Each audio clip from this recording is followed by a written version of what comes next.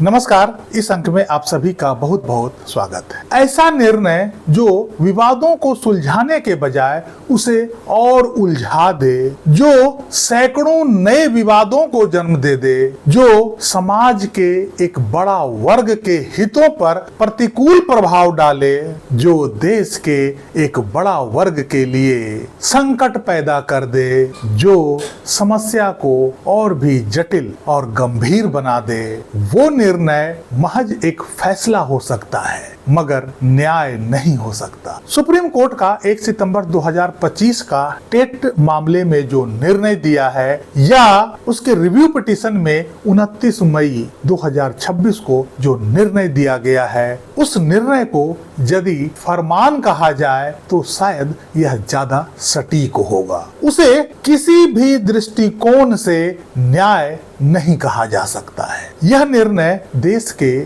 शिक्षकों के एक बड़े वर्ग के साथ बड़ी समस्या खड़ी कर दी है और शिक्षक इससे उधेड़ बुन में पड़े हुए हैं। यह समस्या टेट पास होने और ना होने तक ही सीमित नहीं है, बल्कि इससे संबंधित कई और समस्याएं उत्पन्न हो गई है। इस निर्णय से उपजी समस्याएं सवालों के रूप में रोज मेरे वीडियो के कमेंट में, डीएम और व्हाट्सएप मैसेज में लगातार पूछे जाते हैं और उनमें से कई सवाल तो ऐसे होते हैं जिसका उत्तर देना मेरे लिए भी बहुत मुश्किल है। उसकी जानकारी मेरे पास भी नहीं होता है। उसमें से कुछ सवालों को मैंने आज चुना है जिसका उत्तर मैं सुप्रीम कोर्ट के इन दोनों निर्णयों के परिप्रेक्ष्य में देने का प्रयास करूंगा।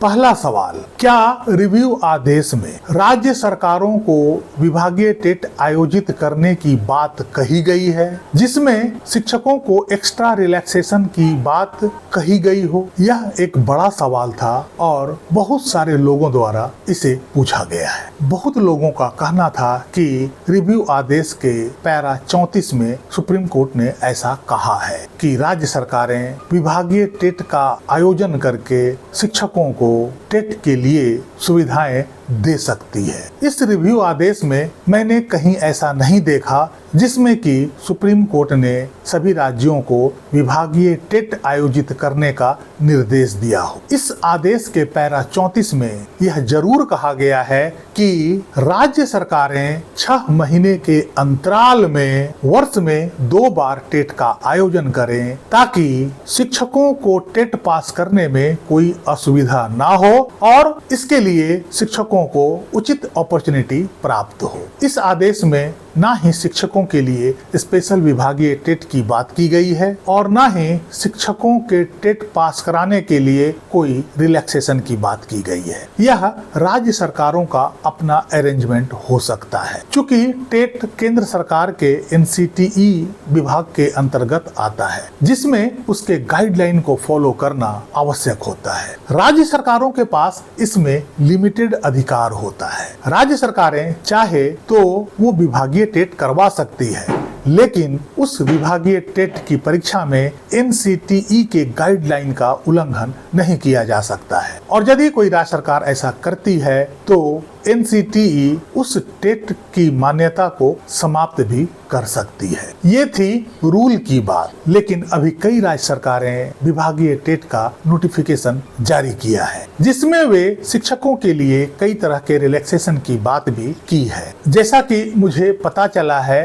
कि पंजाब सरकार ने तो ऐसा विभागीय टेट का आयोजन करके लगभग सभी सेवारत शिक्षकों को टेट पास भी करवा दिया है। कई राज्य सरकारें अपनी ओर से शिक्षकों को टेट पास करवाने के लिए कई तरह के रिलैक्सेशन की बात कर रही है। वे किस आधार पर ऐसा कर रहे हैं इसकी जानकारी मुझे नहीं है और इस संबंध में एनसीटीई का भी अभी कोई प्रतिक्रिया नहीं आई है। खैर, जैसा भी हो, यदि आपके राज्य में राज्य सरकार इस तरह का विभागीय टेट का आयोजन करवाती है तो आप सभी शिक्षक बंधुओं से निवेदन है कि उसमें आप भाग अवश्य लें। आगे की लड़ाई तो चलती रहेगी, इस मौके का आप लाभ अवश्य उठा लें। दूसरा सवाल, यदि सी टेट पास है तो क्या दोबारा स्टेट टेट पास करना आवश्यक होगा? आपके राज्य में क्या रूल्स एंड रेगुलेशन कैलकुलेशंस हैं इसके बारे में मुझे पता नहीं है, लेकिन जहां तक इस निर्णय का सवाल है, इस निर्णय में केवल टेट की बात की गई है। सी टेट या स्टेट टेट जैसा कोई बात नहीं कहा गया है। यदि आप सी टेट पास हैं तो इस निर्णय के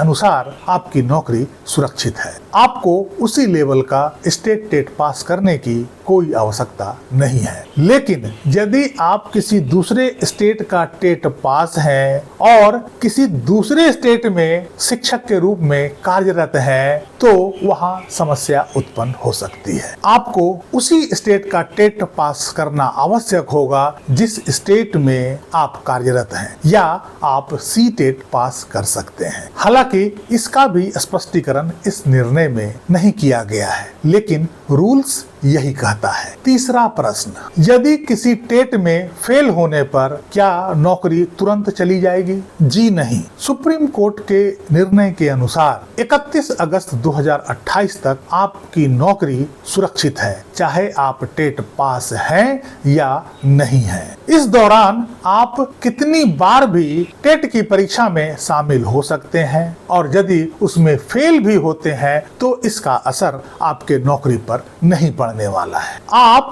चाहे जितना भी अटेम्प्ट ले सकते हैं, लेकिन इस निर्णय के अनुसार 31 अगस्त 2028 तक आपके पास टेट क्वालिफिकेशन होना चाहिए। किसी टेट परीक्षा में आप यदि फेल हो जाते हैं तो अगली टेट परीक्षा आप दे सकते हैं। फेल होने मात्र से आपकी नौकरी पर 31 अगस्त 2028 तक कोई प्रभाव नहीं पड़ने वाला है। अभी प्रश्नों का लिस्ट काफी लंबा है, उनमें से कुछ और सिलेक्टेड प्रश्न का उत्तर मैं किसी और अंक में देने का प्रयास करूंगा। इस अंक में यहीं तक। कैसी लगी जानकारी कमेंट करके जरूर बताइएगा। वीडियो को लाइक कीजिएगा, चैनल को सब्सक्राइब कीजिएगा। मिलते हैं अगले अंक में, तब तक के लिए जय हिंद, वंदे मातरम।